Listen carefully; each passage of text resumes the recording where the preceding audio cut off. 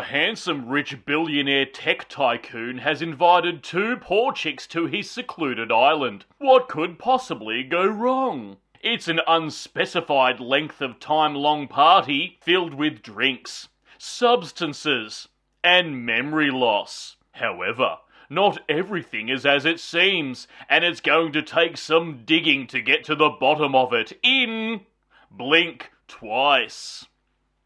Hello there, you loose units, and welcome back to another episode of Spicy Boy Reviews. I'm, of course, your host, Andrew Iles. That's right, Blink Twice, directed by Zoe Kravitz, in her feature film directorial debut. We meet housemates Frida and Jess. They're both poor customer service workers trying to make ends meet, and working some of the highest profile black tie events in the city. Frida is obsessed with tech billionaire Slater King, and uses her rent money to buy tickets for both her and Jess to go to a black tie event to rub shoulders with the elite. And wouldn't you know it, Frida goes tits up at the event, which grabs the attention of Slater King. They both hit it off, and before you know it, Frida and Jess are partying with Slater King's group of rich dickheads. He then invites Frida and Jess to his secluded island in the middle of nowhere that he just recently purchased, which can only mean good things. I'm sure Slater got a really good deal with this island. I mean, its last owner ain't gonna come back asking for it, is he? Of course, Frida accepts this invite, and off she jets. Upon arrival, everyone is informed that there are no phones allowed on this island, which is totally normal and not at all alarming. Slater and his posse of friends are the only people on this island, apart from some workers around the island who conveniently don't speak a word of English. Once there, they have a never-ending party of Michelin star quality food, never-ending glasses of alcohol, and copious amounts of drugs, which can only go well. Days turn into weeks, weeks turn into potentially months, and no one knows actually how long that they've been there for. Who cares? Have another shot! Things start to get a little kooky, and then Jess starts to wonder what's happening with the time. As hours start to disappear and time jumps around, and no one can actually answer how long that they've been there for. Guests start noticing bruises and cuts showing up on their body with no memory of how they got there. And the real kick in the guts is when one guest goes missing and Frida is the only one that remembers them. No one else knows who she's talking about. Then there's a little bit of investigation that happens, and Frida uncovers the icky secret of the island. I'd be lying if I said I didn't have a sense of melancholy after walking out of this film. And that's not a diss on the movie, no. In fact, it's actually a compliment, because I think that was the true intention of it. Of course, all is revealed, we get all of the answers, and the unveiling made me feel very icky and sick to the stomach. But again, that's a compliment to the movie.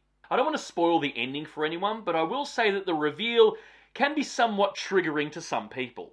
And of course, being a psychological thriller/horror, there is of course a twisty twist!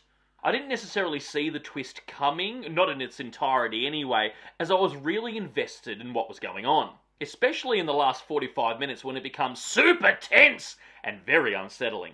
It does try its hand at some quirky humour here and there to lighten the mood. However, the very end, and by that I mean the very last shot of the film, I was a bit, I'm not sure about that. Very questionable to say the least. As for Zoe Kravitz's directorial feature film debut, this film is directed incredibly well. She balances montages and quick cuts here and there, as well as some long tracking shots during hectic scenes. The film looks really good too, and the sound design is very well done. And it's used really well with certain jump scares. And of course the film is chock full of old familiar faces. You've got Christian Slater, Gina Davis, Kyle MacLachlan, even the Sixth Sense's Haley Joel Osment has a substantial role. And even more screen time is given to Scary Movie 3's Simon Rex. But honestly, the best performance throughout the whole film is none other than Channing Tatum. He gives a very layered performance. It's clearly not that he's just engaged to the director, no. His performance in this is stellar.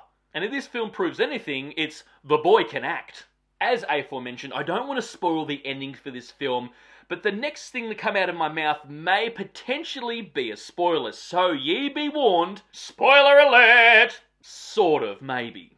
This film is clearly a commentary on the Epstein Island debacle and the things that rich, powerful men do and get away with.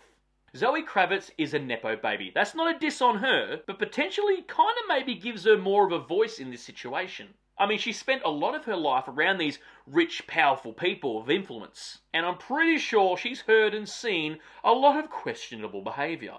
So, may I say, she could be potentially the best person for the job. Again, I am speculating here, but the fact that she's chosen to do this film as her first feature film directorial debut speaks volumes to me. And also, she co-wrote it. Enough said. Yeah, this is a really well-made film. The horrors are real-world ones, so they kind of be a bit unsettling and sit icky in your stomach. And I've got to say, suspiciously, very relevant. Anyway, guys, that's my cheeky little review. Write down below if you've seen it, what are your thoughts on it? But more importantly, what is your favourite psychological thriller? And of course, if you made it this far in the episode, please give me a thumbs up because your love and support keeps me going, because I just love movies and I assume you do as well. And of course, don't forget to hit that subscribe icon because I give it an episode weekly. And I'll see you back here next week for the next review, but until then, stay spooky, kids.